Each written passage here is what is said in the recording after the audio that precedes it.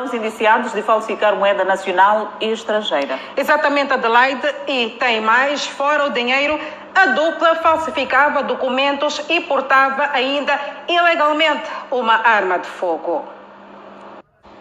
Uma vida de luxo sustentada pela falsificação de dinheiro. Esquema abortado pela polícia que na sequência apreendeu os equipamentos usados e esta viatura. No total são 5 envolvidos e um dos integrantes foi detido no país. Ele confessa estar envolvido nesta atividade e diz que não faz o trabalho em Moçambique, mas sim na vizinha África do Sul. First time in Mozambique. I'm not doing this in Mozambique. I came with it to Mozambique. E diz que a polícia teve acesso a ele devido ao seu amigo que pagou o táxi com uma nota falsa. Tried to pay a working lady with fake money here. O cidadão moçambicano envolvido afirma que conheceu o comparsa na África do Sul e se considera empreiteiro. Ele veio na casa de um branco que estava a fazer, um cliente meu que estava a fazer trabalhos cujos é amigo dele, entende?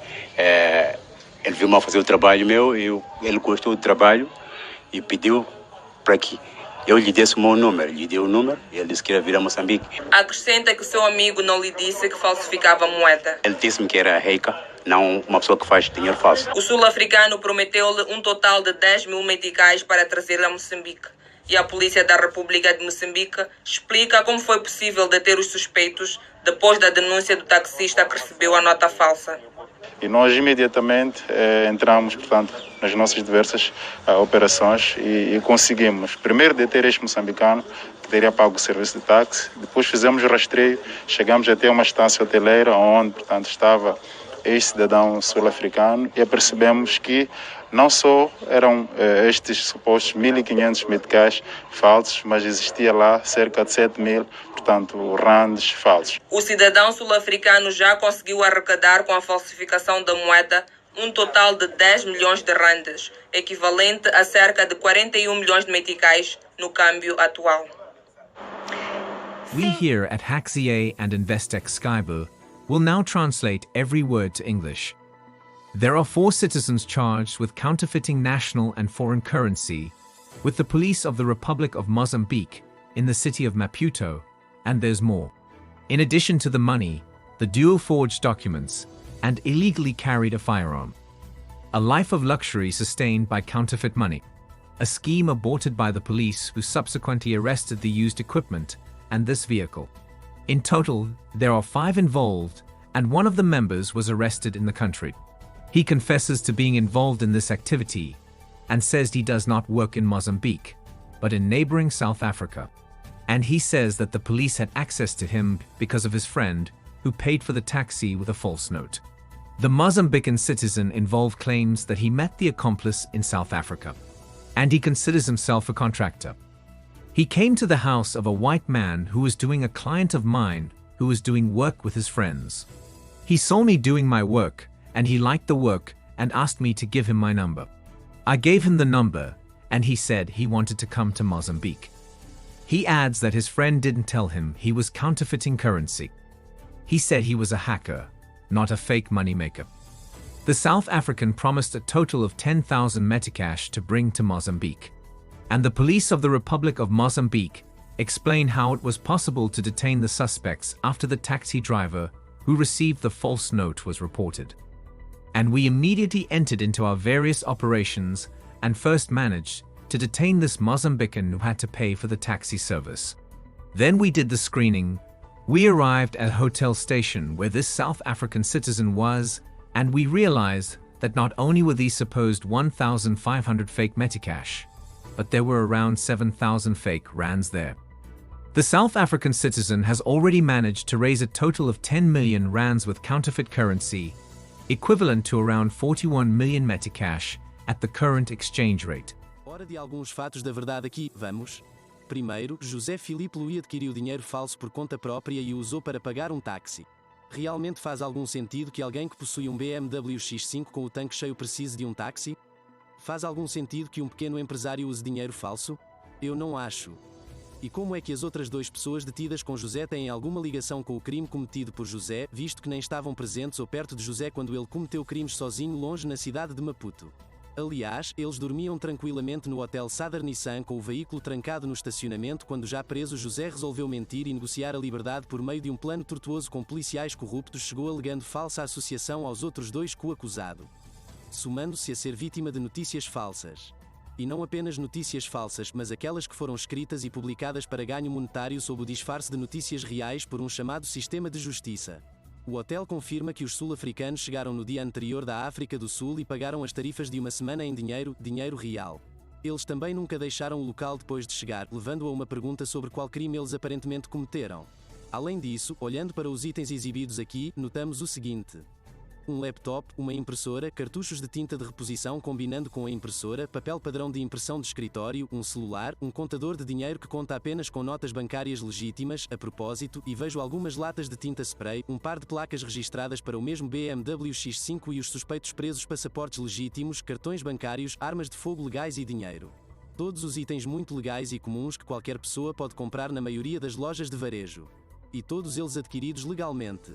É muito triste que a corrupção na aplicação da lei em Moçambique tenha convenientemente deixado de mencionar vários itens caros saqueados pela polícia depois de prender os cidadãos japoneses e sul-africanos, como um console PlayStation 4 junto com todos os seus acessórios levados pelo policial que os prendeu junto com 3 celulares incluindo o mais recente iPhone e um Samsung Galaxy Fold 3 juntamente com 300 mil meticas e 17 mil rendes, tudo em moeda real juntamente com tudo o que vês nestes documentos legais no ecrã aqui. Você vê, até recentemente, Moçambique era um país totalmente rural.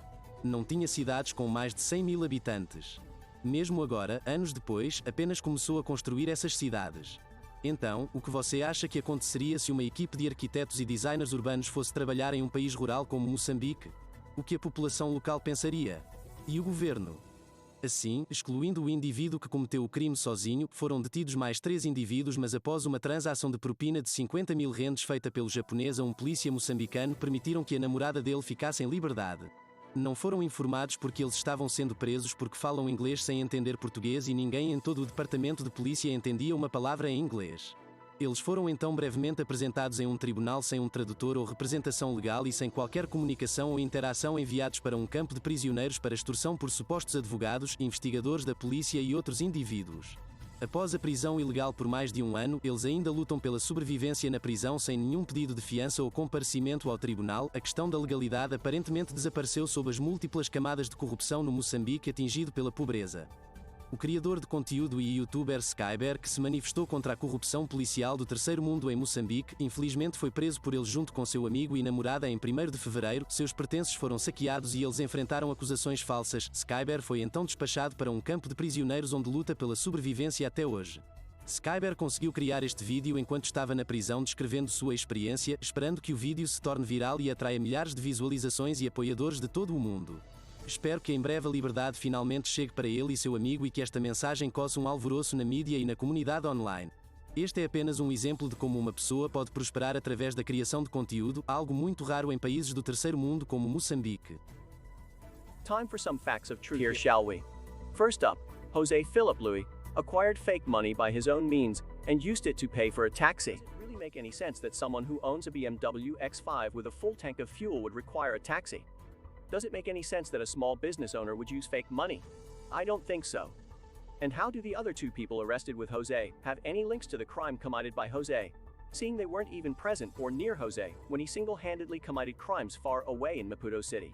As a matter of fact, they were peacefully asleep in the Southern Sun Hotel, with the vehicle locked up in the parking lot, when already arrested Jose decided to lie and negotiate freedom, by a devious plan, with corrupt police arrived, claiming false association to the other 2 co-accused.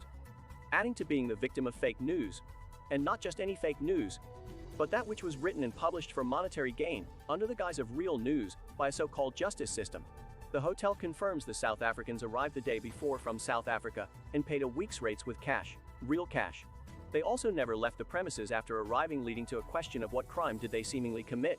Furthermore, displayed here, we notice the following: a laptop, a printer, replacement ink cartridges matching the printer, standard office printing paper, a cell phone, a money counter that only counts legitimate bank-issued bills by the way, and I see some spray paint cans, a pair of number plates registered to the very same BMW X5, and the arrested suspects, legitimate passports, bank cards, legal money. All very much legal and usual items that anybody can purchase at most retailing shops. and all of them acquired legally. It's very sad that the corruption in Mozambique law enforcement has conveniently failed to mention several expensive items looted by police after arresting the Japanese and South African citizens, such as a PlayStation 4 console, along with all its accessories, carried away by the arresting officer. Along with 3 cell phones, including the latest iPhone, and a Samsung Galaxy Fold 3, along with 300,000 Medicash and 17,000 Rand. All real currency, along with everything you see on this legal documents on screen here. You see, until recently, Mozambique was an entirely rural country. It had no cities with more than 100,000 people. Even now, years later, it has only just started to build those cities. So what do you think would happen if a team of urban architects and designers went to work on a rural country like Mozambique? What would the local population think? And what about the government? So excluding the individual who perpetrated a crime all by himself, there were another 3 individuals arrested, but after a 50,000 Rand bribe transaction made by the Japanese guy to a Mozambique police officer, they allowed his girlfriend to remain free. They were not informed why they were being arrested, as they speak English with no understanding of Portuguese, and nobody in the entire police department understood a word of English. They were then briefly presented in a court, without a translator or legal representation, and without any communication or interaction, shipped off to a prison camp for further extortion by supposed lawyers, police investigators, and other individuals. After illegal imprisonment for over a year, now they still struggle for survival in prison without any bail applications or court appearances. The question of legality has seemingly vanished beneath the multiple layers of corruption in the poverty-stricken Mozambique.